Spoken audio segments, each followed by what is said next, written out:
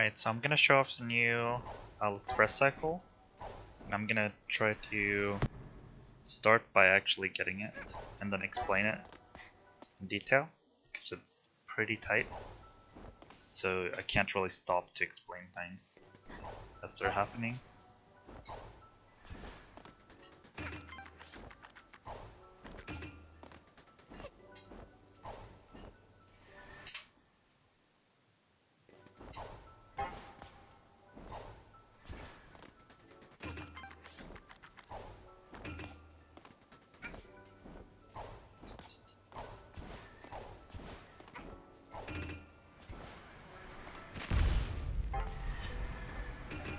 Alright, so that was a successful attempt, and you can get up here.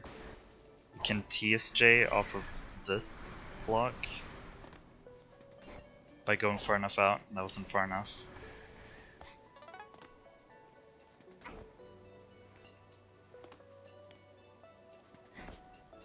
There we go, that far out. You need to go pretty far out for DSJing on this block as well, which is faster on the cycle that you're gonna make it here, if you go for this cycle. To first TSJ this, and then DSJ that. You have to do both of these pretty late in order to actually get the movement text, so try and look into it, exactly what the visual cue for you works to do those. But with that in mind, I'm gonna explain all the movement. So starting out here, you're gonna sprint and dive boost pretty far forward on this in order to make it. If you feel like you're a little bit too far back in your dive, you can do a lag dive boost and you'll make it onto it. That can be hard to tell in the middle of doing it though. And as this platform is rising, you want to SDJ in order to get more speed. You don't have to do an SDJ there to make this cycle, but it makes it easier. And then you can dive boost here, lag SDJ, and here for this climb, I actually hold neutral rather than holding forward, because due to the cycle, it actually ends up being, if you do all of that movement correctly, you actually are gonna be too quick to get the TSJ cycle here for the dive boosts. So I hold neutral as I climb and then go. And then for the TSJ here, you just have to trust that you're on the correct cycle. I've found it very easy to get the correct height and be scared and just delay my dive a little bit, and it just makes you not be able to make it.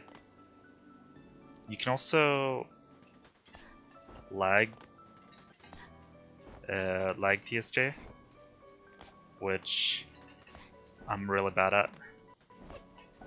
There we go, I got one. I'm really bad at doing those, so I find it easier to get this as a regular TSJ, but a lot of people prefer lag TSJ like that. Whichever method prefer.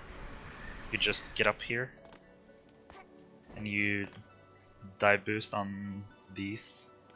It can seem scary, but on the cycle it's pretty self-explanatory, because you get up and then you dive boost like that. And then here, for the slope dive boost, you need to get enough speed from the slope to land down here. You also want to make sure that you dive far enough down that you don't butt bonk. I'm gonna do a bit from further away. Like this, you butt bonk if you do it too high up. Just make sure you do it far enough down on the slope.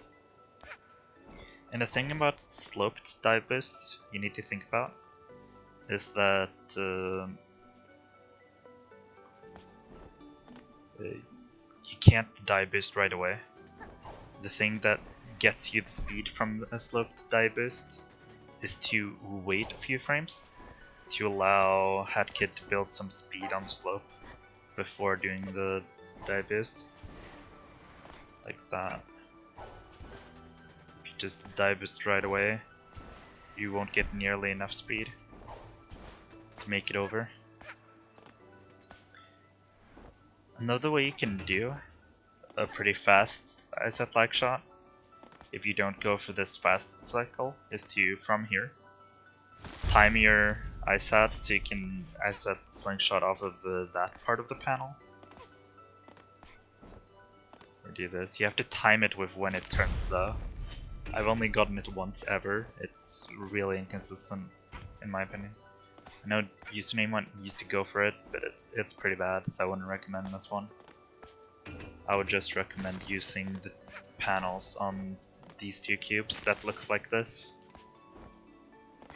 Using that one for both of them. It's the best panel to do the slingshot on. Yeah, with all these considered, once you've made it up here, probably with a DSJ if you're fast, you can make your way up here. And it's faster actually to TSJ up here, if you're capable.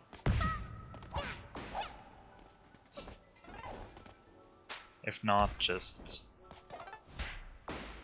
double jump up here, it's fine. And to this cogwheel, you can either double jump like that, or the fastest way is to DSJ. But you can also, if you time it right, make it with a sprint jump. So that way it's actually pretty nice to go for the DSJ, because if you get a sprint jump and not a DSJ by mistake, you can still make it. It's just not the end of the world if you fail the DSJ. It's just a lot harder to make it up with a regular sprint jump. Then with all of that said, you're just gonna jump and dive into the timepiece. And you're done with Owl Express. Really hard level, but hope I helped break it down well.